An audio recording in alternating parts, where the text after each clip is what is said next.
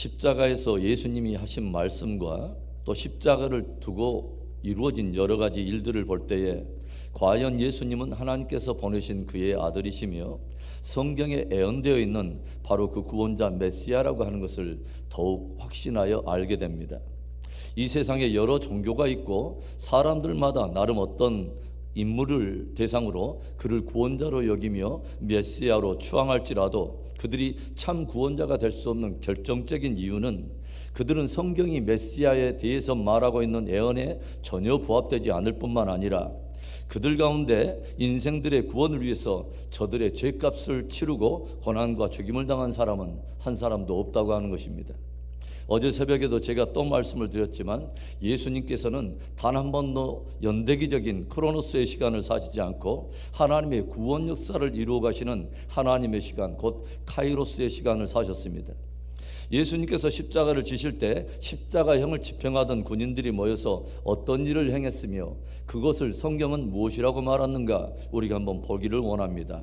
23절과 24절의 말씀에 군인들이 예수를 십자가에 못 박고 그의 옷을 취하여 네 깃에 나누어 각각 한 깃씩 얻고 속옷도 취하니 이 속옷은 호지 아니하고 위에서부터 통으로 짠 것이라. 군인들이 서로 말하되 이것을 찢지 말고 누가 얻나 제비 뽑자 하니 이는 성경에 그들이 내 옷을 나누고 내 옷을 제비 뽑나이다 한 것을 응하게 하려 함이로라.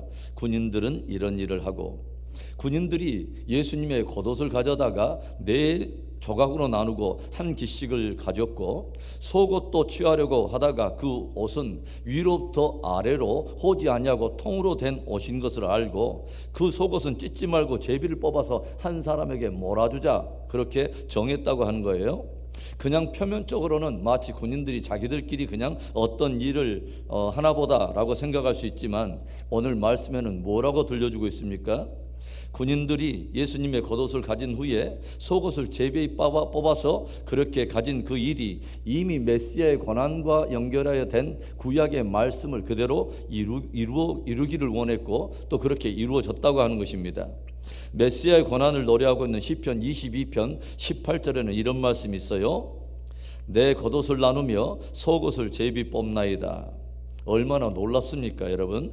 오늘의 말씀 28절과 29절에도 보시면 그 후에 예수께서 모든 일이 이미 이루어진 줄 아시고 성경을 응하게 하려 하사 이르시되 내가 목마르다 하시니 거기 신 포도주가 가득히 담긴 그릇이 있는지라. 사람들이 신 포도주를 적신 해면을 우슬초에 매어 예수의 입에 대니. 예수님께서 목마르다 말씀하시고 이에 사람들이 신포도주를 해용에 적셔가지고 예수님의 입술에 대는데 이것 역시 성경의 말씀을 취하려고 그 말씀을 이루려고 되어진 일이라고 하는 것입니다. 시편 69편 21절에도 이런 말씀이 있습니다.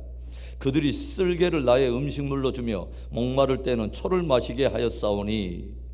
마지막 십자가에 달려 죽는 순간까지 오직 하나님의 구원의 역사를 이루기 위해서 카이로스의 시간을 사셨고 하나님의 말씀이 이루어질 수 있도록 죽기까지 순종하신 예수님의 모습이 얼마나 숭고하며 깊은 도전이 됩니까? 저와 여러분의 평생의 삶도 하나님의 구속을 이루어가는 카이로스의 시간을 살게 되고 주님의 말씀이 우리를 통해서 이루어질 수 있도록 순종의 삶을 사는 복된 저와 여러분이 되기를 주님의 이름으로 축원합니다. 예수님께서 십자가에서 하신 7마디 말씀을 보통 가상칠언이라고 말을 하는데 그 가운데 오늘 말씀 안에는 3마디의 말씀이 기록이 되어 있어요. 무엇입니까? 첫째로는 여자여 보소서 아들이니이다. 보라 내 어머니라 말씀을 하십니다. 오늘 예수님께서 십자가에 달려 계실 때에 어머니 마리아와 사랑하는 제자 요한이 곁에 서신 것을 보시고 거친 호흡을 내쉬면서 주님이 마리아에게 말씀하세요. 여자여 보소서 아들이니이다. 그리고 요한을 향해서 말씀하십니다. 보라 너의 어머니라. 여자여 보소서 아들이니이다. 십자가에 달려 죽어가는 아들을 보면서 깊이 슬퍼하는 육신의 어머니 마리아를 향한 위로의 말씀이면서 깊은 사랑을 드러내신 것입니다. 그리고 보라 내 어머니라. 이 말씀은 제자 요한으로 하여금 혈연의 관계를 뛰어넘어서 슬픔을 당한 이를 나의 가족으로 품는 사랑의 책임을 가르치신 것이죠. 오늘 등장하고 있는 몇몇 여인들과 요한은 모든 이들이 주님을 부인하고 도망하고 뿔뿔이 흩어져서 가버린 그 가운데서도 골고다 언덕까지 주를 따르며 함께한 사람들이었습니다. 주님을 사랑하기 까닭에 주님이 당하신 그 고난당하신 그 십자가의 자리까지 함께 온 것이죠. 그런데 바로 그 자리에서 주님은 십자가에 달리신 주님을 바라보고 있는 어머니 마리아와 제자 요한으로 하여금 당신을 향해서 바라보고 있는 그들의 시선을 이제는 서로를 바라볼 수 있도록 주님은 이끌어 가신다고 하는 거죠. 주님을 향한 사랑을 이제는 서로를 향해서 그렇게 쏟도록 도전하여 가르치신 것입니다. 나를 사랑하듯이 이제는 형제와 자매를 사랑하라. 나를 사랑하듯이 너희가 서로 사랑하라 라고 가르치신 것입니다. 주님은 십자가 위에서 육체적인 어떤 혈연을 뛰어넘는 주 안에서 이제 새롭고도 영원한 가족으로서 마리아와 요한을 새 가족으로 맺어주시고 서로에게 사랑의 책임을 도전하셨다고 하는 것이죠. 이것이 바로 이 땅에서 새롭게 시작될 주님의 몸된 교회요 신앙 공동체의 한 모델이 되는 것입니다. 육체적으로 피 한 방울 섞이지 않았지만 이제는 우리는 그보다도 훨씬 더 보배로운 십자가에서 주께서 흘리신 그 피로 새로운 가족으로 결속이 되고 영원한 하나님의 가족이 되고 사랑하는 형제와 자매가 되어서 영원한 천성을 향해서 함께 순례의 여정을 가도록 주님이 이끌어 가신다고 하는 것이죠. 주님은 오늘 십자가 위에서 우리들을 한 형제와 한 자매로 맺어주십니다. 그리고 영원한 주의 가족으로서 서로를 사랑하라 라고 도전을 하세요. 고난주간을 지나는 우리 안에 주의 피로 맺어주신 형제와 자매를 품고 사랑하는 그 사랑의 깊이가 더욱 깊어지는 은혜가 있기를 주님의 이름으로 축원합니다. 오늘 말씀에 기록된 가상 7원 가운데 두 번째 말씀이 무엇입니까? 내가 목마르다 말씀하세요. 주님은 십자가 위에서 지치고 가란 목마름을 그대로 호소하십니다. 내가 목마르다. 초대 이단들 가운데 예수님께서 속되고 부정한 육체를 입고 오실 리가 없다. 주님이 오신 것은 영으로 오신 것이다 라고 하는 해계망측한 어떤 것을 주장하는 사람들이 있었어요. 소위 가연설이라고 하는 그 거짓된 주장으로 사람들을 미혹했던 사람들입니다. 이 사람들은 영은 지극히 거룩한 것이요 육은 속된 것이기 때문에 거룩하신 예수님께서 육체를 입고 오셨을 리가 없고 다만 영으로 나타난 것뿐이라고 사람들을 그렇게 미혹을 한 것입니다.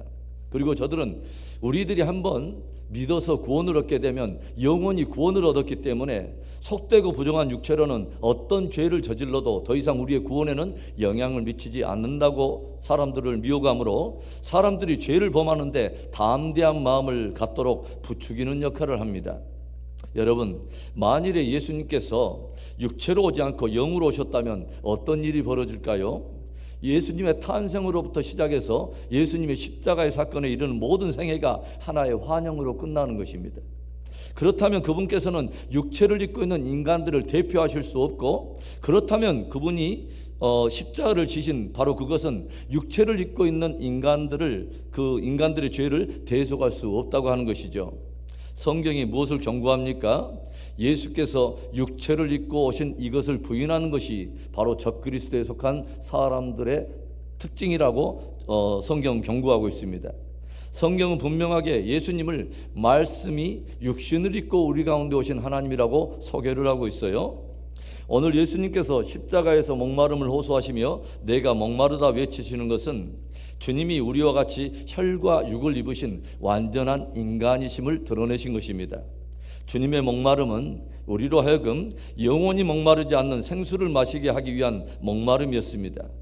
이 극한 목마름을 채우라신 그 주님은 우리 인생들의 목마름과 약함을 아시고 그런 우리들을 오늘도 능히 도우실 수 있는 분이며 기꺼이 도우시는 분이 되십니다.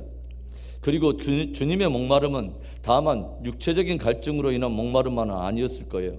그 목마름은 바로 당신으로 인해서 생명을 얻게 될 바로 많은 영혼들을 향한 목마름이었으며 하나님의 뜻이 이루어지기를 간절히 갈망하는 그 목마름, 그리고 하나님의 나라가 이루어지기를 갈망하는 목마름이었을 것입니다.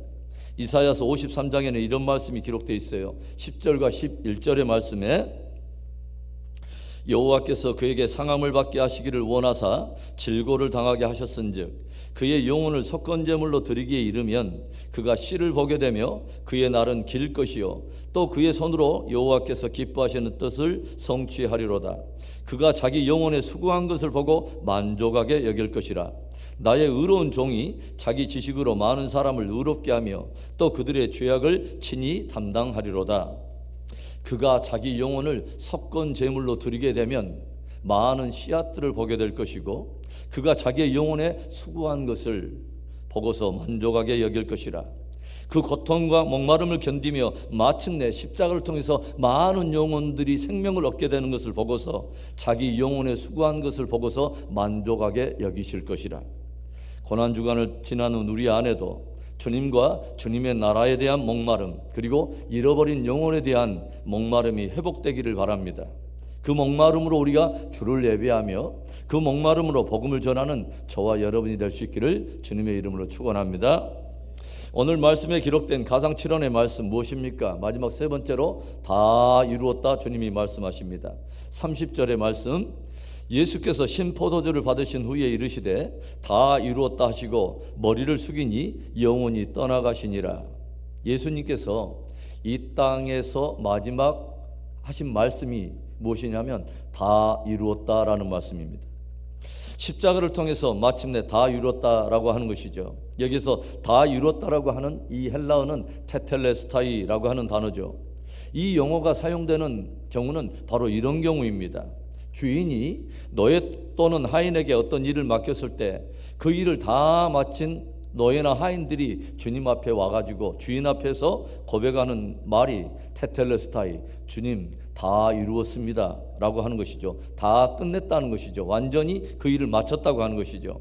그리고 또 이 말이 사용되는 경우가 있는데, 제물로 바쳐진 짐승을 검사하는 제사장이 제물에 대해서 흠이 없다는 것을 알고서 그것에서 판결을 선포할 때 테텔레스타이, 다 이루었다라고 그렇게 판결을 내릴 때 사용했다고 해요. 또 하나의 경우가 또 하나 있는데, 다른 사람으로부터 돈을 빌린 채무자가 빌린 돈을 모두 갚은 후에 외치는 말이 테텔레스타이라고 하는 말이었다고 그래요.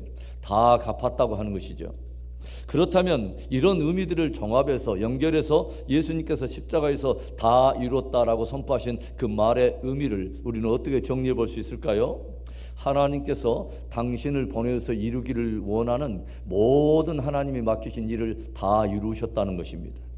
흠없는 제물이 되셔서 십자가를 통해서 하나님이 받으실 만한 흠없는 제사, 속죄, 번제, 화목 제사를 다 이뤘다고 하는 것입니다. 그리고 율법이 인생들의 죄의 대가를 요구하는 모든 율법의 요구들을 십자가를 통해서 다 지불해 버렸다고 하는 것입니다. 그래서 우리는 예수님께서 십자가 위에서 선포하신 이 위대한 복음, 테텔레스타이, 저와 여러분을 위해서 다 지불하셨다고 하는 이 복음을 우리도 나의 복음으로 외칠 수 있어야 하는 것입니다. 나의 모든 죄짐이 풀렸으며 율법이 요구하는 모든 죄의 빚을 주님이 십자가로 다 갚으셨다. 나의 구원을 완전히 이루셨다. 우리는 사도 바울의 위대한 자유의 선포를 우리는 외쳐야 합니다. 로마서 8장 1절과 2절에 그러므로 이제 그리스도 예수 안에 있는 자에게는 결코 정죄함이 없나니 이는 그리스도 예수 안에 있는 생명의 성령의 법이 죄와 사망의 법에서 너를 해방하였습니다. 사랑하는 성도 여러분, 오늘은 성금요일로 예수님이 십자가에 달려 돌아가신 날입니다. 주님이 십자가 위에서 가르치며 선포하신 그 말씀 한마디 한마디를 깊이 있게 새겨볼 수 있기를 바라요. 여자여 보소서 아들이니이다. 보라 너의 어머니라. 내가 목마르다. 다 이루었다. 기도합니다.